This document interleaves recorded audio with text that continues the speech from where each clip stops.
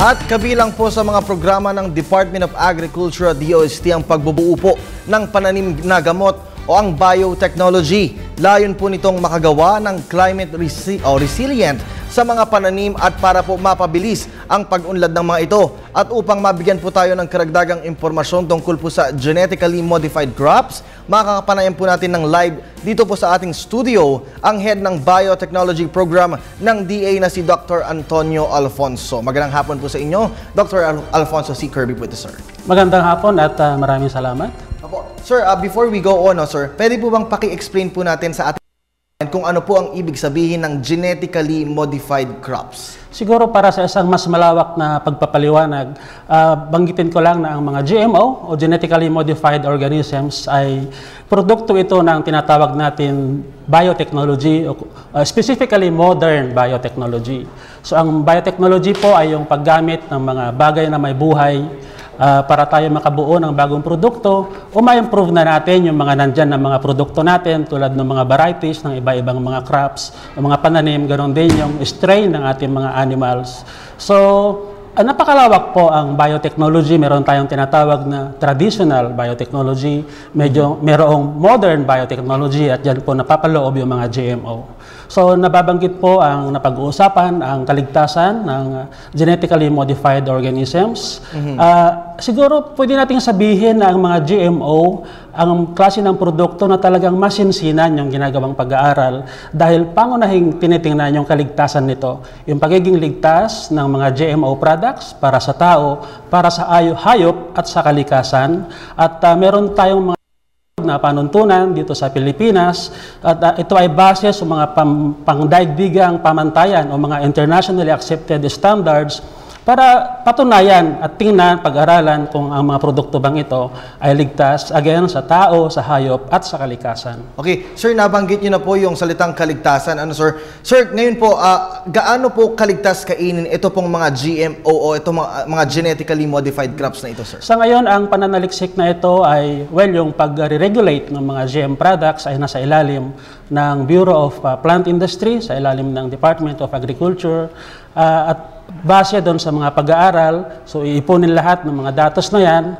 At ako sa aking personal na experience, nakita ko kung gaano kalalim yung mga pag-aaral na yan. At pagdating sa dulo, at binigyan na yan ng go signal ng ating pamahalaan na pwede na itong itanim. So ibig sabihin meron ng commercial propagation.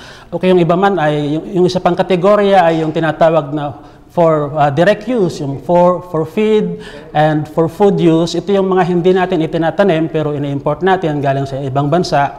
So kapag dumating na po na ito ay naprubahan na ng Bureau of Plant Industry. So malaki na yung kumpiyansa natin na ligtas kainin ang mga produktong ito dahil sila ay dumaan sa masusing pag-aaral. Okay. Sir, ano po ang maaaring maitulong naman itong mga GMO o itong mga GMC sa produksyon naman po ng pananim at maging sa kabuhayan naman po ng ating mga magsasakang Pilipino? Malaki po ang maitutulong ng biotechnology, hindi lamang yung traditional na pamamaraan, kundi pati itong modern biotechnology. Nakita natin yung epekto nito sa ating corn sector. Dati po ang Pilipinas ay umaangkat ng napakaraming large volume of corn galing sa ibang bansa kasi napakalimitado yung ating kaya nating i-produce. Pero nung nagtanim tayo sa Pilipinas ng mga GM corn, ito yung merong BT na katangian o herbicide tolerance, yung tinatawag nating stock trait, pinag-combine yung dalawang katangian na yan.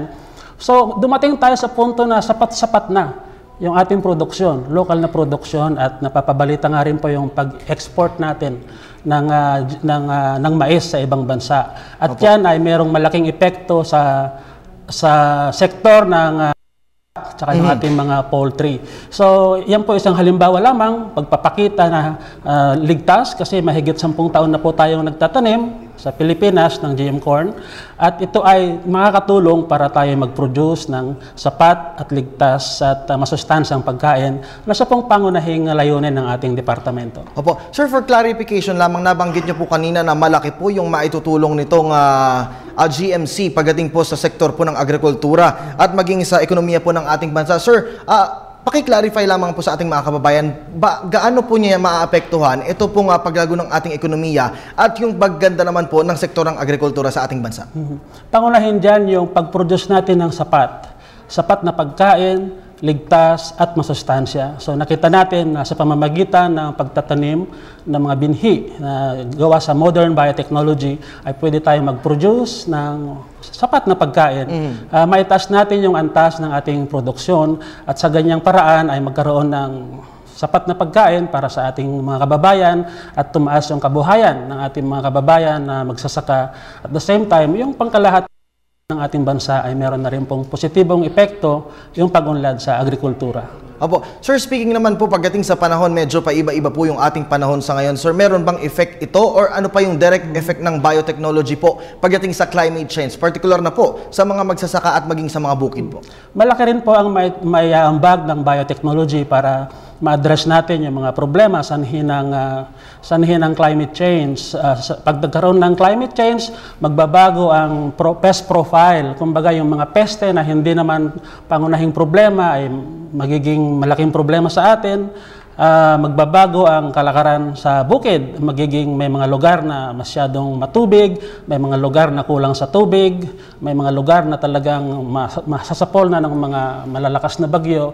So kailangan nating patuloy mag-develop ng mga variety, ng mga pananim para sila ay maging climate resilient. Kumbaga, magkakaroon ng improvement doon sa ating mga tinatanim na produkto para sila ay patuloy na magkaroon ng patuloy na ani ng sapat at mabawasan yung mga losses, yung mga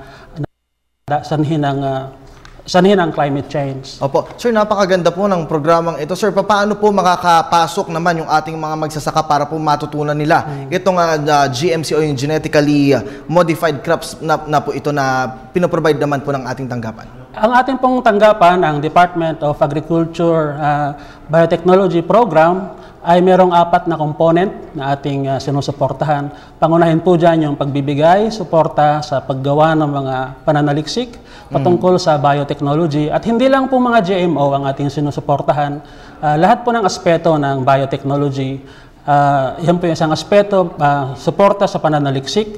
Pangalawa po dyan ay yung pagpapatibay ng kakayahan ng ating mga regulators, yung mga government agencies para sila ay magkaroon ng kakayahan na regulate o bantayan yung ganitong klase ng mga pag-aaral at mga produkto. At meron din tayong tinatawag na IEC, Information, Education and Communication Campaigns. At dito po pumapasok yung nababanggit ninyo na pamamaraan para maiparating natin hindi lang sa ating mga magsasaka kundi sa buong ano ba ang potensyal na maitutulong ng biotechnology, ano yung mga napatunayan na naitutulong ng biotechnology sa atin. At meron pa pong isang sinusuportahan yung ating programa. Ito po yung pag-develop ng mga pambansang patakaran, mga national guidelines para po sa paggamit ng ganitong klase ng mga produkto. Opo, at bilang panghuli na lamang sir, ano po ang inyong maia-advise at paano nyo po ma-motivate yung ating pong mga magsasaka na gamitin po itong bagong paraan po na ito na ipinoprovide po ng Department of Agriculture? Ang ating pong departamento ay patuloy sa pagsasagawa ng mga ganitong klase ng pag-aaral, pagbibigay suporta sa biotechnology. Kung meron po tayong mga agam-agam,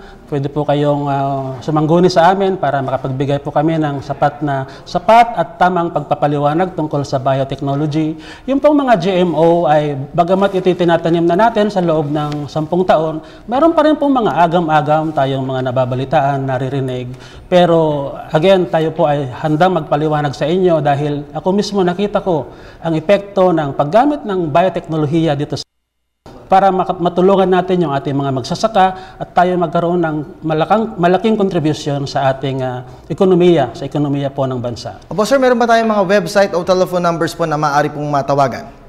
Yung pong website natin ay doon po sa main website ng DA Biotech, meron po tayong link doon ng programa. At pwede rin po sa www.dabiotechnet.net. Nandun po yung ating impormasyon, contact information para sa opisina. Alright, maraming salamat po sa mahalagang impormasyon na ibinahagi niyo po sa ating mga kababayan. Magandang hapon po muli sa inyo, sir. Si DA Biotechnology Program Head, Dr. Antonio Alfonso. Maraming salamat, magandang hapon.